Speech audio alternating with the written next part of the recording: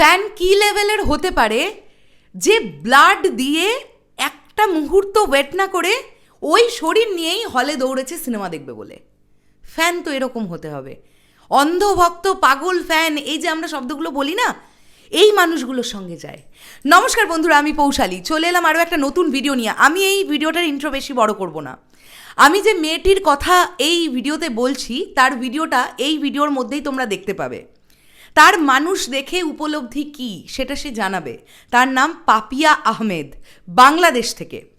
এবং আজকে দুপুরবেলা একজন ভাইয়ের রিভিউ এসেছিল, সুইট, তোমরা নিশ্চয়ই চিনে গেছো, এখন অনেকেই চিনছো।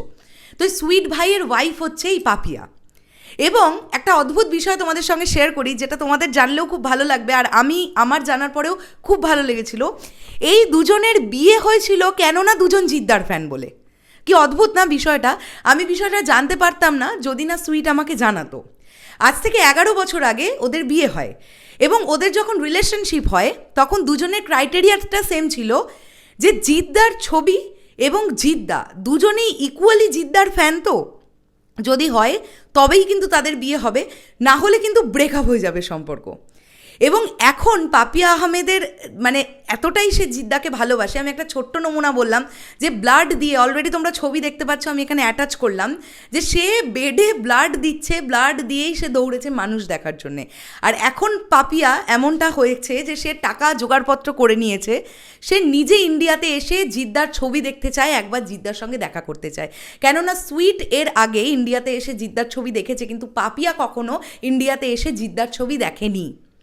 তো আজকে এই রকম ভক্তদের জন্যে আজকে আমাদের সুপারস্টার জিৎ, অবশ্যই এটা মানতে হবে। এবং তোমাদের কাছে মানে পুরো অথেন্টিক বিষয়টা তুলে ধরার চেষ্টা করছি। আমি আর বকবক করব না, তোমরা এবার দেখে নাও পাপিয়া কি বলছে, তার মানুষ দেখে কেমন লাগলো। চলো ভিডিওটা দেখে নাও। হ্যালো, আসসালামু আলাইকুম। আমি পাপি আহমেদ, বাংলাদেশ থেকে। উম, আমি মূলত আজকে লাইভ লাইভ না, ঠিক এটা একটা ভিডিও আমি নিজেই করছি, এবং আমি নিজেই খুব এক্সাইটেড ভিডিওটা করতে গিয়ে, যার কারণে এই যে মুখে হাসি লেগে আছে। এক্সাইটমেন্টটা ঠিক এই কারণে যে বাংলাদেশে এখন চলছে মানুষ। আমরা সবাই মানুষ, আর ঠিক তেমনই চলছে জিদ্দার মুভি মানুষ, যেটা দেখার জন্য আমি ভীষণভাবে এক্সাইটেড ছিলাম। যদিও আমি অনেক বেশি অসুস্থ, আমি জানি না, তবে আমি আমার এই হাসি মাখা মুখ দেখে কেউ বুঝতে পারবে না যে আমি অসুস্থ। উম, তবে আসলে আমি অনেক বেশি অসুস্থ। আমার মানে রক্ত শূন্যতা, যার জন্য মাঝে মধ্যে আমাকে ব্লাড দেওয়া লাগে, ব্লাড একদম কমে যায়, ব্লাড দেওয়া লাগে। তো মানুষ মুভিটা ঠিক হচ্ছে 24 তারিখ, নভেম্বরের 24 তারিখে ওপার বাংলা মানে ভারতে রিলিজ হয়, প্যান ইন্ডিয়া রিলিজ। তো সেই সাথে সাথে বাংলাদেশেও রিলিজ হওয়ার কথা ছিল। পরে কোনো একটা কারণে, যাই হোক আমি ঠিক জানি না অতটা। তো পরে আমার হাজব্যান্ডের কাছ থেকে শুনলাম যে হয়তো নির্বাচন, আমাদের দেশের নির্বাচনের ইয়ে চলছে, এজন্য হয়তো বা আমাদের দেশে আসতেছে না, পরে আসবে। তো তখন একটু বেশ আপসেট হয়ে গেলাম, মনটা ভেঙে গেল যে মুভিটা দেখতে চাইলাম বাট আসতেছে না। তো পরবর্তীতে শুনলাম যে পরে হয়তো আসবে আসবে এরকম শুনলাম। তো আলটিমেটলি 15 তারিখে আসছে, আমাদের বাংলাদেশে চলছে, এখনো চলছে। তো আমার ব্যাড লাক, আমি প্রথম দিন দেখতে যাইতে পারি না। ওই যে বললাম যে রক্ত শূন্যতার কারণে ব্লাড দেওয়া লাগছিল আমার। আমার হচ্ছে 2 ব্যাগ ব্লাড দেওয়ার কথা ছিল, সেখানে আমি 1 ব্যাগ ব্লাড দিয়ে আমি পরের দিন মুভিটা দেখতে গেছি, অ্যান্ড পরে আবার ব্লাড দিছি। এখন মোটামুটি সুস্থ, সবার দোয়াতে ভালো আছি। তো এবার আমি ছবি নিয়ে একটু, বেশি না একটু কথা বলবো। আমি জানি না আমি ছবি নিয়ে অত বেশি কথা বলতে পারবো কিনা, বা গুছাইয়ে আমি কথা বলতেও পারি না। আম, সবাই দেখছি রিভিউ করছে, বিশেষ করে আমার হাজব্যান্ডরা, ও মানে জিদ্দার চরম ভক্ত। আমি নিজেও জিদ্দার চরম ভক্ত, খুব মানে ছোট্টবেলা থেকে। আমার যখন জ্ঞান হয়নি, আদৌ আদৌ কথা বলতে শিখেছি, তখন থেকে নাকি আমি হচ্ছে জিদ্দার হচ্ছে সাথী ছবির ও বন্ধু তুমি শুনতে কি পাও গানটা বাজলে নাকি আমি খুব নাচানাচি করতাম, আমার ভাইয়ের কাছ থেকে শোনা।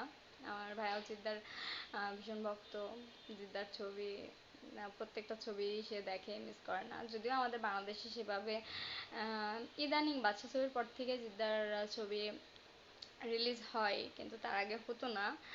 তারপর আমরা ডিভিডিতে, সিডিতে বা হচ্ছে যখন স্টার জলসায়, জলসা মুভিজ, তারপরে ইটিভি বাংলায় ছবি মানে ওয়ার্ল্ড টিভি প্রিমিয়ার হতো, তখন আমরা দেখতাম।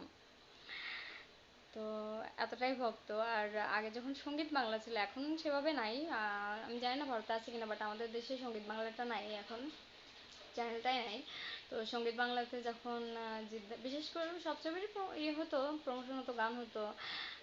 আমি যখন স্কুলে যেতাম তখন আমি সঙ্গীত বাংলা চ্যানেলটা ছেড়ে স্কুল ড্রেস পরতাম, রেডি হতাম, আমার আম্মু আমাকে খাইয়ে দিত আর আমি গান শুনতাম জিদ্দার ছবির। ঠিক আছে। তারপরে আমার ভাইয়া মানে ডিভিডি ফিতা, সিডি ফিতা এনে দিয়েছিল, যেখানে শুধু জিদ্দারই ছবি আছে। তারপরে এমন কিছু ফিতা ছিল যেখানে শুধু জিদ্দার ছবির গান আছে, এগুলো ভীষণ ভালো লাগতো। আমার ভাইয়া ভীষণ পছন্দ করতো এবং আমিও ভীষণ পছন্দ করতাম। আমি আমার ছোট ভাইয়ের কথা বলছি, মানে আমার ছোট না, আমার থেকে 10 বছরের বড় আমার ভাই।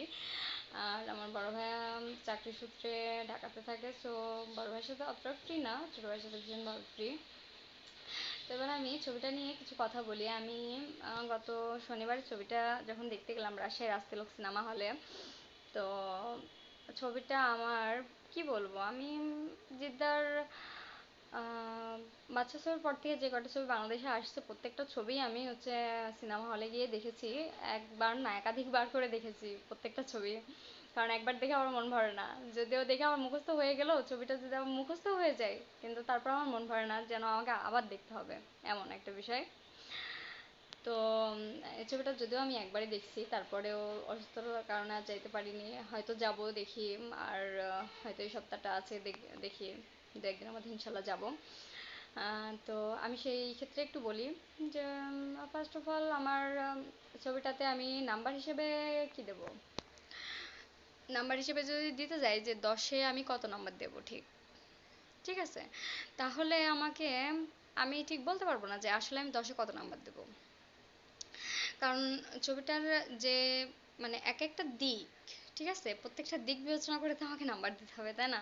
তো ওভারঅল আমি 10-10ই দেবো ছবিটাকে, কারণ প্রত্যেকটা দিকই আমার ভীষণ ভালো লাগছে। তো জিদ্দার অভিনয় তো সবসময় সুপারহিট, যার জন্য তিনি সুপারহিট নায়ক, সুপারস্টার, বস, টলিউডের বস, একমাত্র জিদ্দাই টলিউডের বস। আমি কাউকে ছোট করে বলছি না, বাট যেহেতু আমি জিদ্দার ডাইহার্ট ফ্যান, সো আর তাছাড়া টলিউডের বস একজনই, সেটা সবাই জানি আমরা, জিদ্দা টলিউডের বস। তো জিদ্দার অভিনয় মানে বেস্ট, সবসময় বেস্ট ছিল আমার কাছে, এখনো বেস্ট লেগেছে, ভবিষ্যতেও বেস্টই থাকবে। তো সেখান থেকে আমি আবারও বলি যে জিদ্দা বাদ দিয়ে যদি বলতে যাই তাহলে মান্নান, আমি জিতু দাও বলছি না, মান্নান, মান্নান ক্যারেক্টারটা আমার ভীষণ ভীষণ ভীষণ ভাবে ভালো লেগেছে। তো আশা করছি ভিডিওটা তোমাদের ভালো লেগেছে। আর তোমাদের কি ফিলিংস, তোমরা কত বড় জিদ্দার ফ্যান, চলো সেটা কমেন্ট করে জানাও। আসছি আবার খুব শীঘ্রই নতুন কোনো ভিডিও নিয়ে, তাহলে এখনের জন্যে টাটা।